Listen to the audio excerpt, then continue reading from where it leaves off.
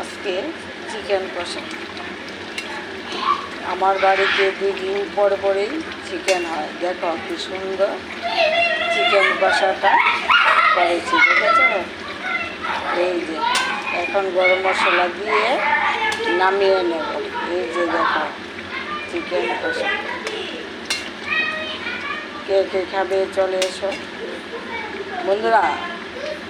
আজকে চিকেন কষাটা তোমাদের সঙ্গে শেয়ার করেছি। দেখো, দেখেছ? এই যে টকবক টকবক টকবক করে উঠছে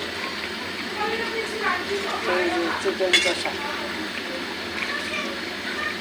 আমার বাড়িতে 2 দিন পরে পরে চিকেন কষা হয় বন্ধুরা। দেখো কি সুন্দর চিকেন কষা। এখন গরম মশলা দিয়ে নামিয়ে নেব। দেখো